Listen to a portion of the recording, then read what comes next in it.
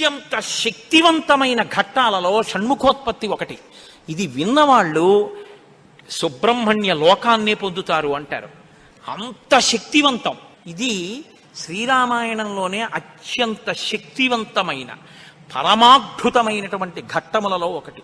ఇది ఎంత శక్తివంతం అంటే గర్భిణీ స్త్రీలు కానీ ఈ సర్గల్ని పారాయణ చేస్తే తప్పకుండా వాళ్ళకి సంతానం కలుగుతుంది.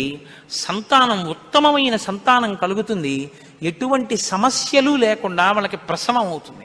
గంగానది ఆవిర్భావం గురించి చెప్తూ అత్యద్భుతమైనటువంటి ఘట్టాన్ని ఒకదాన్ని ఇప్పుడు రామచంద్రమూర్తితో విశ్వామిత్ర మహర్షి చెప్తున్నారు.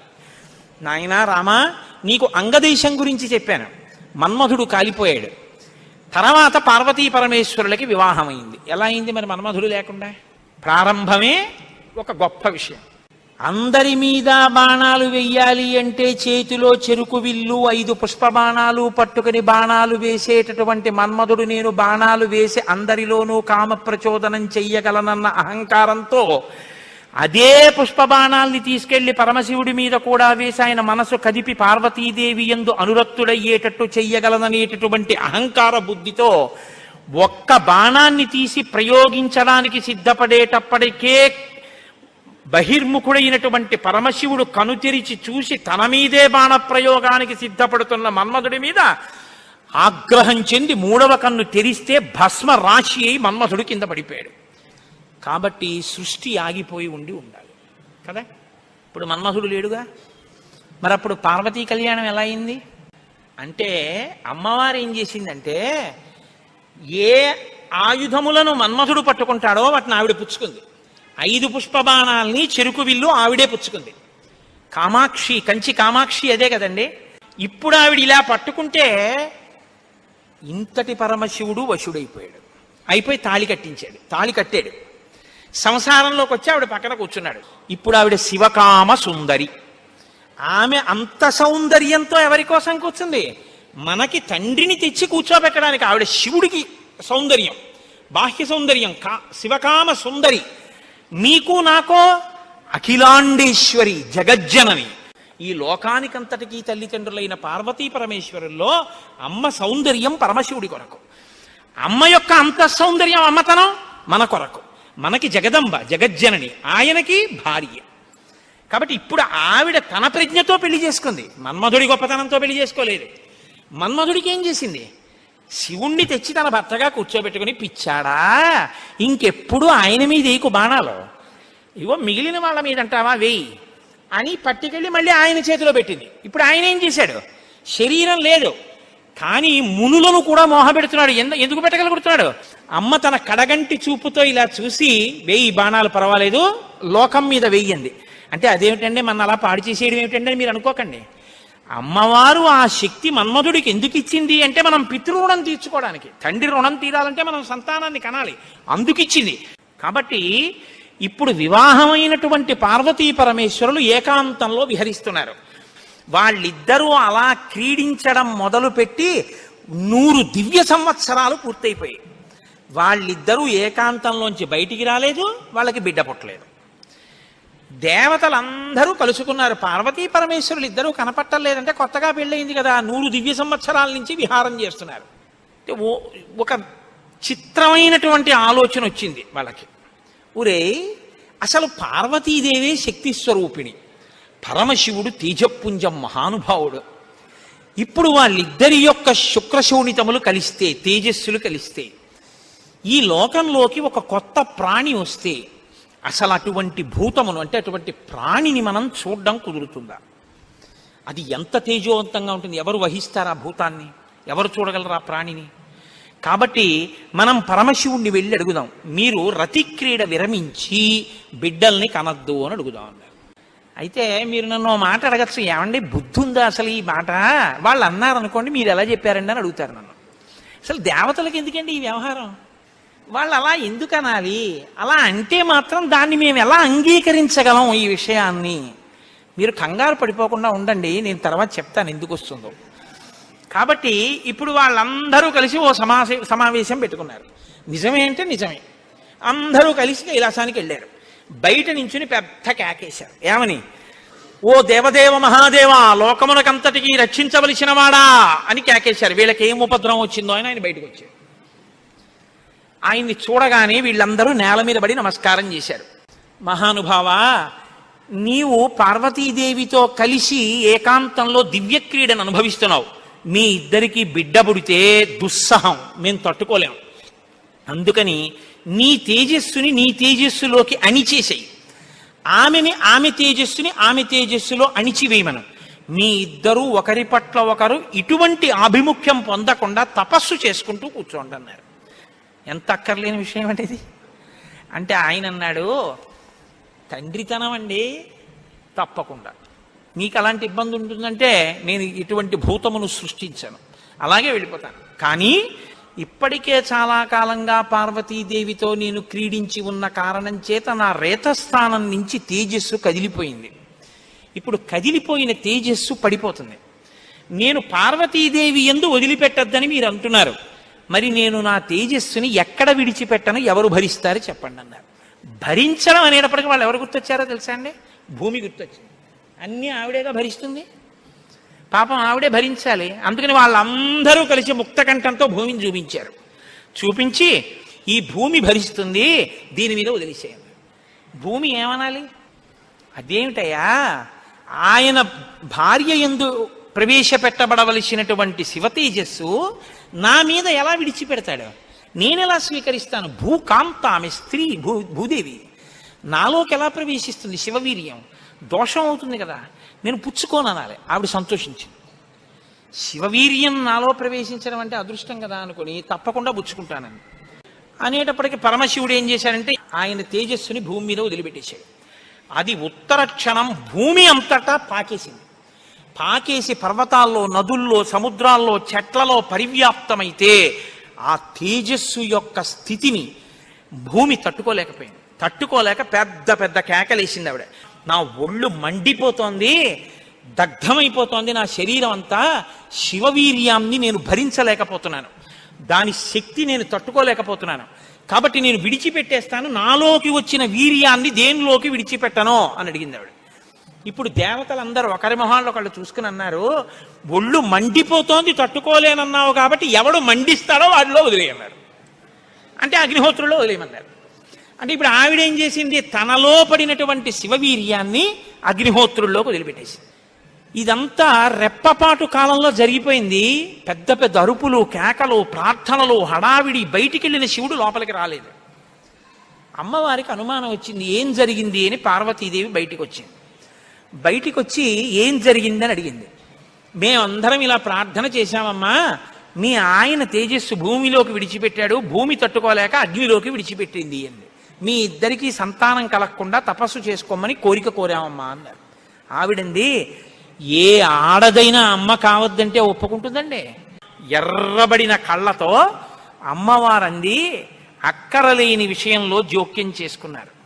మీరు చెప్పకూడని మాట చెప్పారు, నన్ను తల్లిని కావద్దు అని శాసించారు, నాకు బిడ్డలు పుట్టకూడదు అని వరం అడిగారు, నాయందు ప్రవేశపెట్టబడవలసినటువంటి శివవీర్యాన్ని భూకాంత యందు ప్రవేశపెట్టారు. కాబట్టి నేను మీకు శాపం ఇస్తున్నాను, ఇక నుంచి మీ భార్యల వలన మీకు సంతానము కలగకుండుగాక, ఇక నుంచి దేవతలకి సంతానం ఉండదు అంది. అందుకని ఏమంటే ఎప్పుడూ 33 కోట్లైనా ఇంకా పిల్లలు మనవలు ఉండరా అంటే ఉండరు. పార్వతీదేవి శాపం ఆగిపోయింది దేవతల యొక్క సంతానం. ఇప్పుడు ఆవిడ భూమి వంక తిరిగింది. నువ్వు స్త్రీవి కదా, నా భర్త యొక్క తేజస్సుని నేను పట్టవలసింది నువ్వెలా పట్టుకున్నావు, నువ్వెలా స్వీకరించావు నా భర్త తేజస్సుని? ఆవిడ్ని శపించింది. నువ్వు ఒక్క రూపంతో ఉండవు, భూమి అని పిలవబడినా నీకు అనేకమైనటువంటి స్థితి కలుగుతుంది. ఒక చోట చౌటు నేల, ఒక చోట నల్ల నేల, ఒక చోట ఎడారి, ఒక చోట పంట పండే నేల. ఇలా నువ్వు రకరకాలుగా అయిపోతావు. అంతేకాదు, బహుభార్య భవిష్యసి, నీకు ఒక్క భర్త ఉండడు.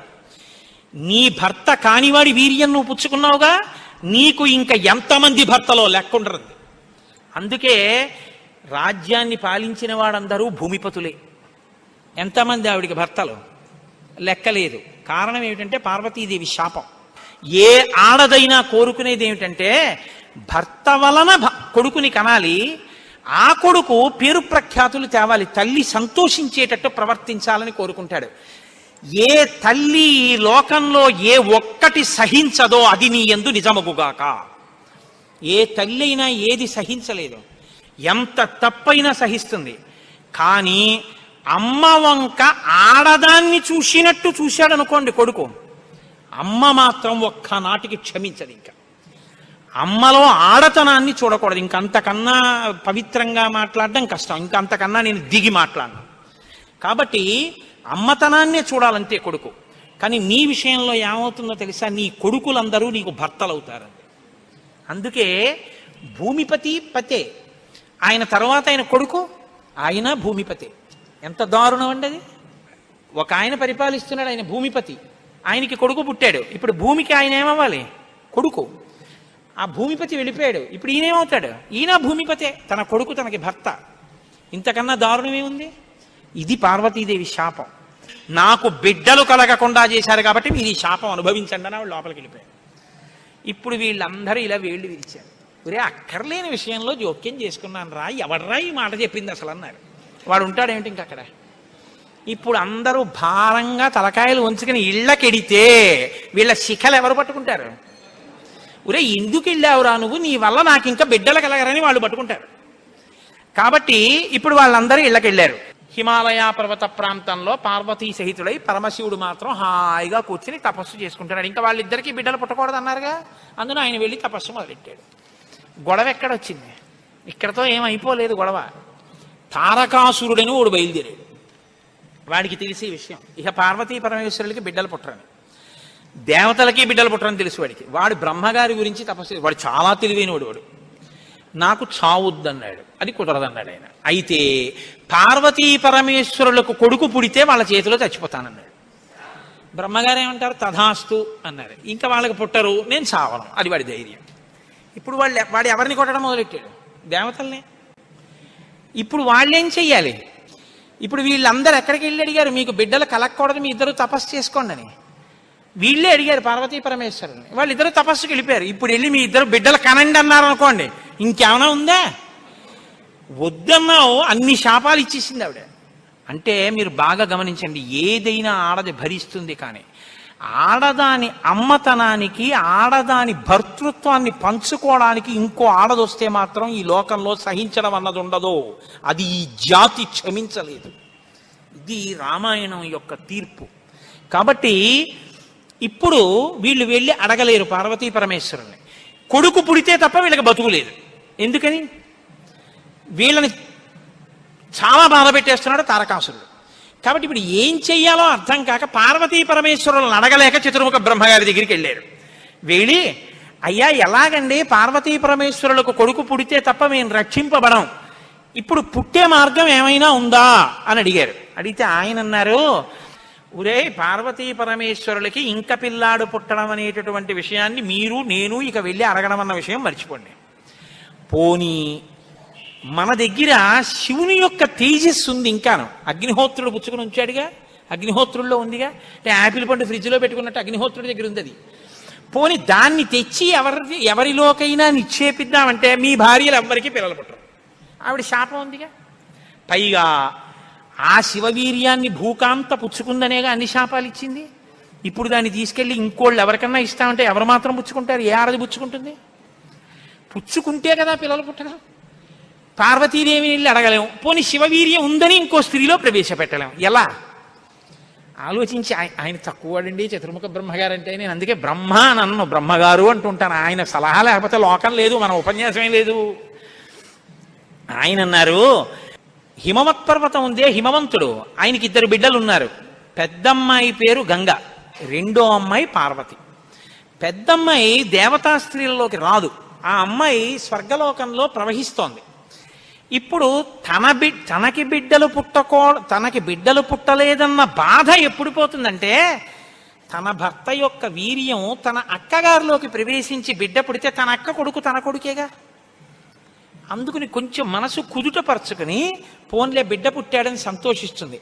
అక్క జోలికి వెళ్ళదు, ఎందుకంటే కొంచెం ఆప్యాయత అన్నదోటి ఉంటుంది. అక్క కొడుకు తన కొడుకే అవుతాడు కాబట్టి. మనం పార్వతీదేవి కోప్పడకూడదంటే ఆ గంగాదేవి యందు ఈ శివవీర్యాన్ని నిక్షేపించాలి. ఇప్పుడు శివవీర్యం ఎవరి దగ్గర ఉంది? అగ్నిహోత్రుడి దగ్గర ఉంది. ఇప్పుడు అగ్నిహోత్రుడు ఏం చేయాలి? గంగాదేవిలో విడిచిపెట్టాలి. గంగాదేవి ఒప్పుకోవద్దు. కాబట్టి మీరేం చేయాలి? మీరేగా వెళ్ళి ప్రార్థన చేశారు, మీరే వెళ్ళి అగ్నిహోత్రుడిని గంగని ప్రార్థన చేయండి అన్నారు. ఇప్పుడు గంగాదేవి దగ్గరికి వెళ్ళి అమ్మ ఏమనుకోవద్దు, శివవీర్యం అగ్నిహోత్రుడి దగ్గర ఉంది, నువ్వు అది బుచ్చుకో అంటే చీ నోర్ముయ్యి అంటే. అందుకని ఈ మాట ఎవరు చెప్పాలో ఒక్క పురుషుడు చెప్పాలి. పురుషులందరూ వెళ్ళి చెప్తే అసహ్యంగా ఉంటుంది. మీరు వెళ్ళి అగ్నికి చెప్పండి, అగ్ని వెళ్ళి ఆవిడికి చెప్తారని. ఎందుకంటే ఇంత ఇబ్బంది అంటే ఇది గట్టిగా చెప్పుకునేది కాదు, ప్రయత్నం చేస్తున్నారు. పార్వతీ పరమేశ్వరులకి పుత్రుడు కలిగేటట్టని తెలిస్తే చంపేవతలు పారేస్తాడు ఆయన తారకాసురుడు. అందుకని ఎవరికీ తెలియకుండా జరగాలి ఈ పని అంతాను. ఇప్పుడు వీళ్ళందరూ కలిసి అగ్నిహోత్రుడి దగ్గరికి వెళ్ళారు. అయ్యా ఎంత గొప్ప సలహా చెప్పావు, ఏదో ఓ కారు చీకటిలో కాంతిరేఖ, కఠినమైన సాక్ష్యానికి సూక్ష్మమైన రంధ్రం దొరికాయి, ఇక మేము అల్లుకుంటాం కథ అన్నారు. బ్రహ్మగారికి పూజ చేసి నమస్కారం చేసి బయలుదేరి అగ్నిహోత్రుడి దగ్గరికి వెళ్ళారు. వెళ్ళి ఆయనతో అన్నారు, ఇప్పుడు మాట్లాడడం కొంచెం జాగ్రత్తగా మాట్లాడడం మొదలెట్టారు. ఇది దేవకార్యం, ఏదో మేము సరదాగా నువ్వు పట్టుకెళ్ళి అక్కడ విడిచిపెట్టు ఇలాంటి మాటలు చెప్పడానికి రాలేదు. నీకు పిల్లలు పుడితే నాకెందుకు, పుట్టకపోతే నాకెందుకు, ఇలాంటి వాటిల్లో ఇక మేము జోక్యం చేసుకోం, బుద్ధి వచ్చింది మాకు. కాకపోతే ఇది దేవకార్యం. ఇప్పుడు ఈ పిల్లాడు పుట్టకపోతే వీపులు పగిలిపోతున్నాయి తారకాసురుడి వల్ల, అందుకుని పుట్టాలి పిల్లాడు. కాబట్టి నీలో ఉన్న శివ తేజస్సుని పట్టుకెళ్ళి గంగలో విడిచిపెట్టు. గంగ పుచ్చుకుంటే, గంగకి కొడుకు పుడితే ఆ పిల్లవాడు పార్వతీ పరమేశ్వర పుత్రుడి కిందకు వస్తాడు. ఎందుకంటే పార్వతీదేవి అంగీకరిస్తుంది కాబట్టి. ఆ పిల్లవాడికి సేనానాయకత్వం ఇద్దాం, వాడు సేనాధిపతి అయితే వాడి చేతిలో తారకాసురుడు చచ్చిపోతాడు. అందుకని నువ్వు వెళ్ళి గంగను అడిగన్నారు. ఇప్పుడు పుచ్చుకునేటప్పుడు అప్రసన్నమైన మనస్సుతో ఆవిడ పుచ్చుకుంది అనుకోండి, ఇది ఎక్కడ చికాకు వచ్చిందిరా అని. అప్రసన్నమైన మనస్సుతో కానీ అలా పుచ్చుకుంటే తేజోవంతుడైన బిడ్డ సంభవించాడు. కాబట్టి ఆవిడ ప్రసన్నంగా పుచ్చుకోవాలి. అంటే ఆవిడ ప్రసన్నంగా పుచ్చుకోవడానికి యోగ్యమైన రీతిలో ఆవిడికి చెప్పాలి. కాబట్టి ఆయన వెళ్ళి చెప్పాడు అగ్నిహోత్రుడు, అమ్మా నువ్వు గర్భం ధరించాలమ్మా, ఆవిడ కన్య, భర్త లేడు. దేవతానాం ఇదం ప్రియం, అమ్మ దేవకార్యం ఇది, అందుకుని నిన్ను అడుగుతున్నాను తప్ప ఇంకో మాట అనుకో కుష్మా తల్లి. అందుకని ఆవిడ అర్థం చేసుకుంది, ఓహో ఇంతకన్నా ఇప్పుడు లోకాన్ని రక్షించడానికి మార్గం లేదు, కాబట్టి శివ తేజస్సుని నాలోకి తీసుకుంటాను. ప్రసన్నంగా తీసుకుంది అనడానికి గుర్తు దివ్యమైన రూపాన్ని ధరించి శివ తేజస్సుని తనలోకి తీసుకుంది. ఇప్పుడు వీళ్ళ బాగా గమనించండి, సుబ్రహ్మణ్యోత్పత్తి అంటే ఎటువంటిదో తెలుసా అండి? 33 కోట్ల మంది దేవతలు ఇలా ఎదురు చూస్తున్నారు. ఇప్పుడు కాని శివవీర్యం ఎందుకో పనికి రాకుండా పోయిందనుకోండి, గంగ కానీ అయ్యి బాబాయ్ నేను భరించలేకపోతున్నానని వదిలేవతలు పారేసింది అనుకోండి, అంతే. ఇక శివవీర్యం లేదు, ఎందుకంటే ఉన్న శివవీర్యం పాడైపోయింది. కాబట్టి ఇక పుత్రుడు కలగడు. ఇక పుత్రుడు కలగకపోతే ఇక ఎప్పటికీ అసలు దేవతల యొక్క రాజ్యం అన్నది ఇక రాదు, తారకాసురుడే ఉంటాడు. కాబట్టి ఇక మీరు నేను పురాణం చెప్పుకోవడం ఇప్పటికీ ఉండదు, ఆయనే పరిపాలిస్తుంటాడు కదా. కాబట్టి ఇప్పుడు ఆ గంగ వల్ల బిడ్డ పుట్టాలి. వీళ్ళందరూ ఉత్కంఠతో ఎదురు చూస్తున్నారు, గంగ గర్భం ధరించి బిడ్డని కంటుందా. ఇది ఇంత చల్లటి గంగమ్మలోకి శివవీర్యం వెళ్ళింది. వెళ్ళగానే ఆవిడ ఇప్పుడు పెద్ద కేకేసింది, అయ్య బాబోయ్ ఈ శివవీర్యం యొక్క వేడికి నా నీరు ఉడికిపోతోంది, ఇప్పుడు నేను ఈ తేజస్సుని ఎక్కడ వదిలిపెట్టేను, నా సర్వాంగములు క్షోభించిపోతున్నాయంది ఆవిడ. అగ్నిహోత్రుడు చూసి అన్నాడు, బిడ్డ పుట్టాడో లేదో తరువాతి మాట, ముందసలు నువ్వు కలతపడిపోతున్నావు, నువ్వు తట్టుకోలేవు. కాబట్టి అదిగో ఆ హిమాలయ పర్వత ప్రాంతముల యొక్క పాదముల యందు తీసుకెళ్ళి నీలో ఉన్నటువంటి శివ తేజస్సుని విడిచిపెట్టేసేయాలి. గంగ తనలో ఉన్న శివ తేజస్సుని తీసుకెళ్లి హిమాలయ పర్వత ప్రాంత పాదముల యందు వదిలిపెట్టేసేటప్పటికి అది వెళ్ళి రెల్లు దుబ్బుల్లో పడిపోయింది, గడ్డిలో పడిపోయింది. ఇప్పుడు అందులోంచి ఒక్కసారి కాంతి కనపడింది వాళ్ళకి. పిల్లాడు ఏమైనా వచ్చాడా? వాళ్ళకి పిల్లాడు కావాలి. ఇప్పుడు ఆ శివవీర్యంలోంచి, ఆ తేజస్సులోంచి అగ్ని ఎటువంటి కాంతితో ఉంటాడో అటువంటి కాంతితో మొట్టమొదట బంగారం పుట్టింది లోకంలో. బంగారం శివవీర్యం, అందుకే బంగారానికి శివవీర్యం అని పేరు. బంగారం పుట్టి బంగారంతో అక్కడ ఉన్నటువంటి తృణవృక్ష లతాగుల్మం సర్వం భవతి కాంచన, ఆ గడ్డి చెట్లు అన్ని బంగారు రంగులో మెరిసిపోయాయి ఒక్కసారి. తర్వాత వెండి పుట్టింది. ఆ వెండిని చూశారు, తెల్లగా ఉంది వెండి. అయిపోయింది. ఆ తర్వాత ఇంకా మిగిలినటువంటి క్షారంలోంచి రాగి ఇనుము పుట్టాయి. మిగిలిపోయినటువంటి మలంలోంచి తగరము సీసము పుట్టాయి తప్ప పిల్లవాడు మాత్రం కనపడలేదు. అయిపోయింది మన ప్రణాళికంతా, పిల్లవాడు పుట్టలేదు అని దిగాలు ముఖాలు వేసుకుని ఆ పైనుంచి చూస్తున్నారు. ఆ రెల్లు దుబ్బుల్లో రాత్రివేళ తెల్లగా మెరుస్తాయే రెల్లు దుబ్బులు, ఆ రెల్లు దుబ్బుల్లోంచి బ్రహ్మాండమైనటువంటి కాంతులు మెరిసిపోతుండగా 6 ముఖాలతో అద్భుతమైన సౌందర్యంతో ఒక పిల్లవాడు పుట్టి పాల కోసం ఏడ్చాడు. అమ్మయ్యా పుట్టాడు రా పిల్లాడు, శివపుత్రుడు జన్మించాడు, మన బాధలు తీరాయని వాళ్ళందరూ పొంగిపోయారు. షష్ఠి 6 ముఖాలతో షణ్ముఖుడై పుట్టాడు. ఆ పుట్టినటువంటి వాడు కూడా మహానుభావుడు 6 ముఖాలతో పుట్టాడు కాబట్టి షణ్ముఖుడు. పుట్టిన పిల్లాడికి పాలివ్వాలి, ఆ కృత్తికల్ని పిలిచి మీరు పాలివ్వండి అన్నారు. వాళ్ళన్నారు మేం పాలిస్తాం, కానీ ఇప్పుడు పాలిస్తే కానీ మరి పిల్లాడు బతకడు. కాబట్టి వాళ్ళన్నారు మేము పాలిస్తాం, కానీ ఆ పిల్లాడిని మా పేరుతో పిలుస్తారా అన్నారు, మా పిల్లాడని చెప్తారా అన్నారు. అబ్బే అలా ఎలా కుదురుతుందండి అన్నారు అనుకోండి. వాళ్ళు పాలివ్వకపోతే పిల్లాడు.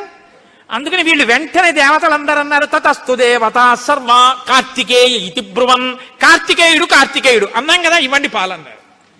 అమ్మతనం ఎంత గొప్పదో చూడండి. ఇప్పుడు ఈ కృత్తికలు 6 పిల్లాడికి 6 ముఖాలతో ఉన్నవాడికి 6 పాలిచ్చారు. వాడు పాలు తాగాడు.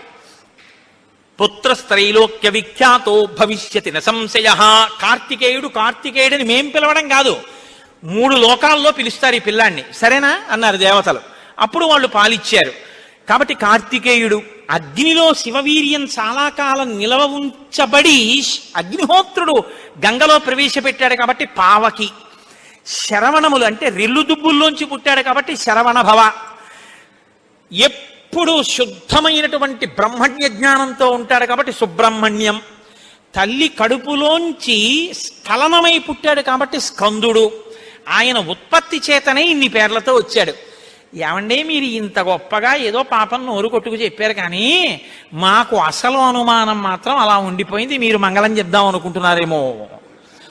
అలా అనత్సా దేవతలు, అలా అడగడం వల్ల కదా ఇంత కథ వచ్చింది. అలా ఎందుకు అడగాలి అసలు అంటే, మహానుభావుడు శంకర భగవత్పాదాచార్య స్వామి వారు బ్రహ్మసూత్రాలకి చేసినటువంటి వ్యాఖ్యానంలో ఒక చోట ఉదహరించారట దీని గురించి. దాని గురించి అసలు ఇలా ఎలా జరిగిందని కంచికామకోటి పీఠాధిపతులు చంద్రశేఖరేంద్ర సరస్వతి స్వామి వారు ఎంతమంది పౌరాణికులను అడిగారట. ఆఖరికి ఒక ఆయన దీని మీద పరిశోధన చేసి త్రిపురా రహస్యంలో ఉన్నటువంటి మంత్రాల యొక్క వ్యాఖ్యానంలో దీని అసలు వృత్తాంతం ఎక్కడుందో పరమాచార్య స్వామి వారికి తీసుకొచ్చి చెప్పారు. త్రిపురా రహస్యంలో ఉంది దీని రహస్యం, అక్కడి నుంచి అనుసంధానం చేయాలి దాన్ని.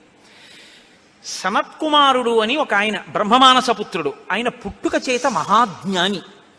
అటువంటి పిల్లవాడు ఆయన ఎప్పుడూ తనలో తాను బ్రహ్మజ్ఞానంలో రమిస్తూ ఉండేవాడు. ఆయన ఒక రోజు రాత్రి నిద్రపోవడం అంటే గుర్తుపెట్టుకోండి, బ్రహ్మవేత్త నిద్రకి కూడా ఆయన సాక్షి. అటువంటి ఆయనకి కల వచ్చిందంటే అవస్థ ఏర్పడింది, స్వప్నావస్థ. ఆ కల్లో తాను రాక్షస సైన్యాల మీద యుద్ధం చేస్తున్నట్టు కల వచ్చింది. ఆయన తెల్లబోయి ఇదేమి నాకు కల రావడం ఏమిటి, కల రావడం అంటే మనసులో ఏదో కోరిక ఉంది, ఆ కోరిక కల్లో కనపడింది, స్వప్నావస్థలోకి వెళ్ళాను, ఇది దోషం కదా, నాకు అలా ఎందుకు జరిగిందని తండ్రి చతుర్ముఖ బ్రహ్మగారి దగ్గరికి వెళ్ళారు. వెళ్ళి నాన్నగారు నాకు ఇలా కల ఎందుకు వచ్చింది నాన్నగారు అసలు అని అడిగాడు. ఆయన అన్నాడు, నాయనా నీకు ఇలా కల రావడానికి ఒక కారణం ఉంది. నువ్వు పూర్వజన్మలో వేదాన్ని నేర్చుకునేటప్పుడు వేదంలో దేవతల గురించి రాక్షసుల గురించి దేవదానవ యుద్ధాల గురించి చదివి, ఈ రాక్షసులు ఎప్పుడు వేద ప్రమాణానికి వ్యతిరేకంగా ఎందుకు ఇలాంటి పనులు చేస్తుంటారు, వీళ్ళని పట్టుకుని చంపేయాలని వ్యగ్రత పొందావు. ఆ వ్యగ్రత జీవుణ్ణి పట్టుకుంది. అది ఈ జన్మలో బ్రహ్మవేత్తవైనా నీకు ఆ వాసన ఉండిపోయింది. అది ఇప్పుడు కలగా వచ్చింది. అది తీరాలంటే నువ్వు దేవసేనకి అధిపతివి కావాలి. నువ్వు దేవసేనకి అధిపతివై రాక్షసుల్ని సంహరిస్తే ఆ కోరిక తీరుతుంది. నాన్నగారు నేను దేవాసేనాపతిని కావలసిందేనా ఆయన అన్నాడు చతుర్ముఖ బ్రహ్మగారు. వచ్చేసారు ఆయన, తన అనుష్ఠానంలో తనున్నారు. ఈలోగా పరమశివుడు ఒక సంకల్పం చేశాడు. పరమశివుడికి ఒకప్పుడు కోరిక పుట్టిందిట, నేను ఇప్పటిదాకా అన్ని విషయాలు చెప్పడం కానీ నేను ఓడిపోయిందన్నది లేదు ఎవరి దగ్గర. ఓడిపోవడం అంటే బయట వాళ్ళ దగ్గర ఓడిపోతే బాగుండదుగా. ఓడిపోవడం అనేటటువంటిది కూడా మనిషి జీవితంలో సన్మానంగా ఎప్పుడు మారుతుంది? పుత్రాదిచ్చేత్ పరాజయం. తన కొడుకు చేతిలో తాను ఓడిపోవాలి. తన కొడుకు చేతిలో తాను ఓడిపోవడం అంటే, ఉరే నేను ఈ శ్లోకానికి అర్థం ఇన్ని మాటలు చెప్పాను కానీ నా కొడుకు వచ్చి అకస్మాత్తుగా నాన్నగారు ఈ శ్లోకానికి ఈ అర్థం ఇలా కూడా వస్తుంది కదా అంటే నాకు ఎప్పుడూ రాలేదు ఈ ఆలోచన. ఎంత గొప్ప అర్థం చెప్పాడురా! ఇలా చూస్తే అసలు మొత్తం కథ మారిపోయింది. వీడికి ఎంత గొప్ప ఆలోచన వచ్చిందని నా కొడుకు ప్రజ్ఞ ముందు నేను తల వంచితే అది నాకు సన్మానం లాంటి ఓటమి. అలాంటి కొడుకు నా కడుపున పుడతాడా అనుకున్నట్ట పరమశివుడు కూడా ఒకానొకప్పుడు. ఇప్పుడు సనత్కుమారుల వారికి ఈ కోరిక, పరమశివుడికి ఆ కోరిక. ఒకానొకప్పుడు పరమశివుడు పార్వతీదేవి అసుర సంధ్య వేళలో ఈ భూమండలం అంతటా కూడా విహారం చేస్తారు. శ్రీశైల పర్వతం మీద దిగుతారు. భాగవతంలో చతుర్థ స్కందం అనుకుంటే అందులో చెప్తారు దీని గురించి. వాళ్ళిద్దరూ విహారం చేస్తుంటే సనత్కుమారుడు కనబడ్డారు. కనబడితే వాళ్ళకి ముచ్చటేసింది. బ్రహ్మవేత్త మహానుభావుడు బ్రహ్మజ్ఞాని, పలకరిద్దామని వృషభవాహనం మీద కిందికి దిగి దగ్గరికి వెళ్ళారు. ఆయన ఇలా చూశారు. చూసి తన పంతాన్ని చేసుకుంటున్నారు. ఇద్దరు అలా నిలబడ్డారు. ఆయన ఏం పలకరించలేదు. పలకరించకపోతే పరమశివుడు అన్నాడు, ఏమయ్యా? లోపల సంతోషించాడు ఇది బ్రహ్మవేత్త అంటేని. ఏమయ్యా ఇంతసేపటి నుంచి నించున్నావు, కనీసం నువ్వు పలకరించలేదు మమ్మల్ని అన్నారు. ఏంటి నువ్వు కొత్తగా కనపడ్డా ఏమిటి? నాకు లోకమంతా నువ్వు తప్ప ఇంకోటి కనపడితేగా. నువ్వే కనపడుతున్నది. బ్రహ్మవేత్తకి ఏం కనపడుతుందండి? విశ్వం కనపడదు, విశ్వనాథుడు కనపడతాడు. లోకం కనపడదు, లోకేశ్వరుడు కనపడతాడు. కాబట్టి నాకు కనపడుతున్నదే నువ్వు ఇవాళ కొత్తగా కనపడ్డం ఏమిటి? నాకు ఎప్పుడు నువ్వేగా కనపడదు, కొత్తదనం ఏముంది? అందుకని అలా కూర్చున్నాను అన్నాడు. లేచి నిలబడి మాట్లాడకుండా అలా మాట్లాడితే శపిస్తాను తెలుసా అన్నాడు. శపిస్తే ఏమవుతుంది స్వామి? దేహానికి ఏమైనా బాధ కలుగుతుంది. అది నేనైతేగా, నేను ఆత్మని. ఆత్మకి శాపం ఏముంటుంది? ఆత్మయే నేను, నేనే నువ్వు, ఉన్నది ఒక్కటే, దానికి శాపం లేదు స్వామి, అందులో నా భయం లేదన్నారు. ఓహో ఏమి ద్వంద్వాతీతుడవరా మహానుభావ, ఇది బ్రహ్మజ్ఞానం అంటే. కాబట్టి నిన్ను చూసి నేను మురిసిపోతున్నాను, నీకేదైనా వరం ఇస్తాను పుచ్చుకో అన్నారు. ఆయన అన్నారు, వరం ఇస్తావా? మళ్ళీ ఇదో మోహం, వరం ఇవ్వడం శాపం ఇవ్వడం ఏమిటి ద్వంద్వాలు? నాకేం అక్కర్లేదు, నీకేమైనా కావాలా నేను ఇస్తానన్నారు. అంటే పరమశివుడు అన్నాడు, ఈ మాట నీతో అనిపించడం కోసమే ఇంతసేపు నించున్నాడు. నీలాంటి కొడుకు కావాలి, నువ్వు నాకు కొడుకు అవుతావా అన్నారు. అంటే సనత్కుమారుడు అన్నాడు, నీకే కొడుకునవుతానన్నాడు. అంటే పార్వతీదేవి అంది, ఏది అకేంత దీర్ఘం ఇస్తున్నావు? నీకే కొడుకునవుతానంటా ఏంటి? నీకే కొడుకునంటే నాకు కొడుకువే అంది. అదొక్కటి అడక్కమ్మా అన్నాడు. అదేమయ్యా, అదేమిటి? నీలాంటి కొడుకు పుడుతుంటే నా కడుపున పుట్టకపోవడం ఏమిటి? అమ్మా ఎంత పార్వతీదేవివైనా తల్లి, నేను ఒక కడుపున పుట్టడం అంటే అమ్మా తల కింద పెట్టి కాళ్ళు పైకి పెట్టి 9 నెలలు అమ్మ కడుపులో పడుకుని యోని ద్వారంలోంచి బయటికి రాలేనమ్మా. శివకుమారుడిగా పుడతాను, నీకు కుమారుణ్ణే తప్ప అమ్మా నీ కడుపున మాత్రం పుట్టనన్నా. అంటే ఆవిడ చిన్నబుచ్చుకుంది. అయ్యయ్యో, నేను కూడా కలిసి అడగకపోవడం వల్ల వచ్చింది. కానీ నా కోరిక నువ్వు ఇంకొకలా తీర్చాలంది ఆవిడ. ఎలా తీర్చనమ్మా అని అడిగారు.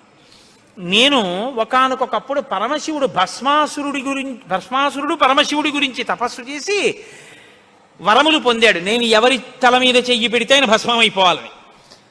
పరమశివుడు వరం ఇచ్చాడు, నీ మీదే పరీక్ష చేస్తానని పరమశివుడు వెంటబడ్డాడు. పరమశివుడు ఏదో ఒక హేళ, ఆయన ఒక చాలా విచిత్రంగా ప్రవర్తిస్తూ ఉంటాడు. లోకానికి ఒక పాఠం చెప్పడం కోసం ఉసుమండి చేతకాని వాడయ్యని మీరు అనుకోకూడదు. ఇప్పుడు నేను మళ్ళీ శివమహాపురాణానికి అంతటికి వ్యాఖ్యానం ఎక్కడ చేయను? కాబట్టి ఆయన పరిగెడుతున్నట్టు నటించాడు. ఆయన పరిగెడుతున్నట్టు నటిస్తే నేను వెంటబడి చంపితే బాగుండదు. భర్త పరిగెడుతున్నట్టుంటే నే కాసేపు కనపడకుండా ఉంటే పోతుందని ఆవిడేం చేసిందంటే తన శరీరాన్ని నీటిగా మార్చి ఒక సరోవరం కింద మారిపోయింది. అదే శరవణ తటాకం. ఆ శరవణ తటాకం హిమవత్ పర్వత ప్రాంతంలో ఉంది. నువ్వు నా కడుపున పుట్టకపోయినా ఆఖరణ పుట్టేటప్పుడు మాత్రం ఆ శరవణ తటాకం దగ్గర నుంచి పుట్టాలి. నీ మంత్రం కూడా ఆ తటాకం నా పేరు మీదే ఉండాలి. అందుకే ఆయన మంత్రం శరవణ భవ సుబ్రహ్మణ్యుడికి. అంటే ఆయన అన్నాడు, అమ్మ తప్పకుండా, అలా నేను పరమశివుని యొక్క తేజస్సు చేత నీ తటాకంలోంచి పుడతాను. పంచభూతాత్మకం పరమశివ లక్షణం కదా. అందుకని పృథివీస్వరూపంగా, అగ్నిస్వరూపంగా, వాయుస్వరూపంగా, జలస్వరూపంగా, ఆకాశస్వరూపంగా 5 స్వరూపాలతో పార్వతీ పరమేశ్వర సమాగమ స్వరూపంగా శివశక్తుల యొక్క సమ్మేళనానికి పుట్టినటువంటి మెరుపు తీగల లోకంలో బ్రహ్మజ్ఞానాన్ని బోధ చెయ్యడం కోసమని దేవసేనాపతిని కావడం కోసం, రాక్షస సంహారం చెయ్యడం కోసం మీకు పుత్రుడిగా పుడతానమ్మా అని సనత్కుమారుల వారు పరమశివుడికి వరం ఇచ్చారు. అందుకని ఆ వరం నెరవేరాలంటే పార్వతీ పరమేశ్వర సమాగమం జరిగి పార్వతీదేవిలోకి వెళ్ళకూడదు తేజస్సు. దేవతల సంఖ్య కూడా అనంతంగా పెరిగిపోతే రేపొద్దున్న ఉపాసనలు కష్టం అవుతాయి. అందుకని నాటకీయ సన్నివేశం సృష్టింపబడాలంటే దేవతలు వెళ్ళి ప్రార్థన చేయాలి. ప్రార్థన చేసి శివతేజస్సు భూమి మీద పడాలి. అది అగ్నిహోత్రంలోకి వెళ్ళాలి. ఇది పంచభూతాత్మకమై ఆయన షణ్ముఖ స్వరూపంతో పైకి రావాలి. వచ్చి స్వామి అని పేరు పెట్టుకోవాలి. స్వామి అన్న పేరు కేవలం సుబ్రహ్మణ్యుడిది. మనం వెంకటేశ్వర స్వామి అంటాం, మంచిదే, నేను తప్పని నేను అంటలేదు. కానీ ఒక్క స్వామి అంటే మాత్రం సుబ్రహ్మణ్యుడే. ఎక్కడెక్కడ సుబ్రహ్మణ్యుడి పేరు చెప్తామో, ఎక్కడెక్కడ తలుచుకుంటామో అక్కడక్కడ సంతానమునకు ఏ విధమైన ప్రమాదం రాదు. సుబ్రహ్మణ్యుడికి నమస్కారం చేస్తే కుజగ్రహ దోషం కూడా ఉపశమిస్తుంది. ఎక్కడెక్కడ షణ్ముఖుణ్ణి ఆరాధన చేస్తారో అక్కడ ఐశ్వర్యం పరిడవిల్లుతుంది. పక్కన ఉన్నటువంటి తమిళ దేశం, ద్రవిడ దేశంలో అంత ఐశ్వర్యం వచ్చింది, అన్ని పరిశ్రమలు వచ్చాయంటే కారణం ఏమిటో తెలుసా అండి? సుబ్రహ్మణ్యారాధన. వాళ్ళు విపరీతమైన సుబ్రహ్మణ్యారాధనం చేస్తారు. సుబ్రహ్మణ్య ఆరాధనం చేసినా, షణ్ముఖుడికి ప్రదక్షిణం చేసినా, ఆయనకి నమస్కారం చేసినా జ్ఞానము, ఐశ్వర్యము, సంతానమునకు క్షేమము, ఆయువు, ఆరోగ్యము అన్నీ కలుగుతాయి. అంత శక్తివంతమైనటువంటి సర్గ ఈ షణ్ముఖోత్పత్తి సర్గ. ఈ షణ్ముఖోత్పత్తి గురించి చెప్పిన తర్వాత, అందుకే షణ్ముఖుడికి ఉన్న గొప్పతనం ఏమిటో తెలుసా అండి? ఆయనకి ఒక గొప్ప విజయాన్ని సాధించాడు షణ్ముఖుడు ఒక్కడే. శైవ వైష్ణవాలు రెండూ కూడా వియ్యవందేట్టు చేశాడు. శ్రీవల్లి, దేవసేన ఇద్దరు శ్రీ మహావిష్ణువు యొక్క కుమార్తెలు. ఆయన మేనల్లుడు కదండి, మరి ఏదో పండగ సెలవులకు ఇంటికి వచ్చాడు. ఇంటికి వస్తే లక్ష్మీదేవి ఆయన్ని చూసి అందిట, మురుగన్ అంది. మురుగన్ అంటే మేనల్లుడు అని. మరుమగన్ అన్నట్టు విష్ణువు. మరుమగన్ అంటే చాలా అందగాడు అన్నట్ట. ఇద్దరు అలా అనుకోవడం ఎందుకో తెలుసా అండి? మన పిల్లలకు బాగుంటాడు. వల్లి, దేవసేన ఇద్దరిని ఇచ్చి సుబ్రహ్మణ్యేశ్వర స్వామి వారికి కళ్యాణం చేశారు. వల్లి, దేవసేన ఇద్దరిని తనకి భార్యలుగా చేసుకున్నాడు కాబట్టి శైవ వైష్ణవాలు రెండు సుబ్రహ్మణ్యుడి వల్లే వియ్యం ఉంది. అంతటి మహానుభావుడు ఆయన. మహాజ్ఞాని, యుక్తకేశుడై గుండుతో గోచి పెట్టుకుని నిలబడి ఉంటాడు. అందుకే సుబ్రహ్మణ్య క్షేత్రాల్లో స్వామివలయలో అలా నిలబడి ఉంటాడు. ఆయన ప్రణవానికి అర్థం చెప్తే పరమశివుడంతటి వాడు తెల్లబోయి, ఎంత గొప్పగా చెప్పావురా అన్నట్టు. నాన్నగారు అలా అంటే కుదరదు, ఇది ప్రణవ రహస్యోపదేశం కదా, మీరు కూడా మడి కట్టుకుని వచ్చి శిష్యుడిగా కూర్చోండి చెప్తానన్నట్టు. ఒరే ఎంత బాగా చెప్పావురా అని వచ్చి కూర్చుని విన్నట్ట. శివుడంతటి వాడు ఇంత బాగా చెప్పగలిగిన కొడుకు పుట్టాలని కదా కోరుకున్నాడు. ఆత్మాదిచ్చేత్ పుత్రాదిచ్చేత్ పరాజయం. తండ్రి గారికి ఆ కోరిక తీరిందటువంటి బ్రహ్మజ్ఞాని పుట్టాడు. ఆయనే తరువాతి కాలంలో కేవలం పాలు తాగి పెద్దవాడైపోయాడు. అయిపోగానే ఆయన్ని దేవసేనకి తీసుకొచ్చి పట్టాభిషేకం చేసేశారు. సేనాధిపతి అయిపోయాడు. తారకాసుర సంహారం చేశాడు. దేవతలందరూ సంతోషించారు. అమ్మ అందమంతా మూర్తీభవించి ఉంటుంది. అందుకే ఇంతంత బుగ్గలు, ఎర్రటి మనిషి, ఆహారాలు, చిన్న పట్టుబట్ట, ఎప్పుడు అమ్మ శక్తి అంతా చేతిలో శూలంగా పట్టుకుని ఆ కుక్కుట ధ్వజం, ఆ నెమలి మీద కూర్చుంటే ముద్దులు మూట కడుతూ ఎంత అందంగా ఉంటాడో. అందుకే సుబ్రహ్మణ్యేశ్వర స్వామి వారి యొక్క మూర్తి వంక అదే పనిగా చూసినా కూడా సత్సంతానం కలుగుతుంది. అంతటి మహానుభావుడు సుబ్రహ్మణ్యుడు. ప్రత్యేకించి ఏ కారణం చేతనైనా గర్భం నిలవక బాధపడుతున్న వాళ్ళు, గర్భిణి అయినప్పటికీ కడుపున ఎటువంటి బిడ్డలు పుడతారో తెలియని వాళ్ళు, వాళ్ళ ఆయుర్దాయం బాగుండాలనుకున్న వాళ్ళు, సంతానం క్షేమంగా వృద్ధిలోకి రావాలనుకున్న వాళ్ళు రామాయణాంతర్గతమైన షణ్ముఖోత్పత్తిని విని తీరాలి. ఇది చెప్పడం కోసమే వాల్మీకి మహర్షి ఫలశ్రుతి చెప్తూ ఓ మాట చెప్పారు. ఎవరు ఈ షణ్ముఖోత్పత్తిని శ్రీరామాయణంలో వింటున్నారో వాళ్ళకి ఎటువంటి చిక్కులు ఉన్నా అన్ని చిక్కులు విడిపోయి అపారమైనటువంటి ధన సమృద్ధి కలుగుతుంది. 2, విశేషమైనటువంటి పుణ్యము స్కందోత్పత్తిని విన్నంత మాత్రం చేత కలుగుతుంది. ఇక్కడే ఆయన కుమార సంభవశ్చైవ అన్న మాట వాడారు. పార్వతీ పరమేశ్వరుల యొక్క కుమారుడు కనుక ఆయనకొక్కడికే కుమారః అన్న నామం.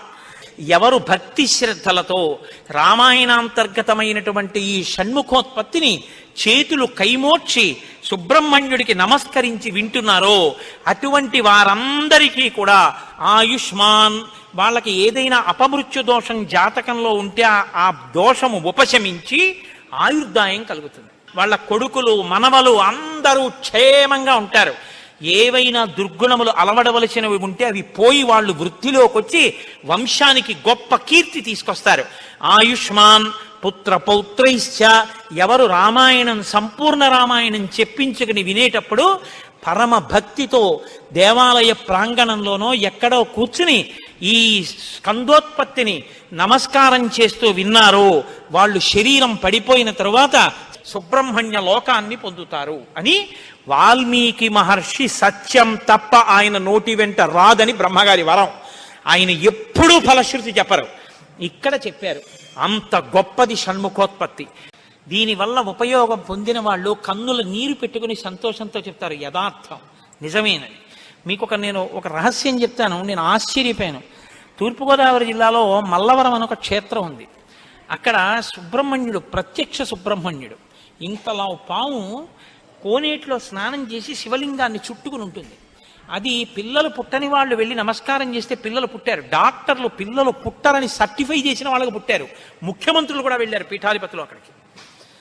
ఆ పాము కారణాంతరాల చేత శివలింగానికే తల కొట్టుకుని శరీరం వదిలితే ఇప్పుడు అలాగే ప్రతిష్ఠ చేశారు.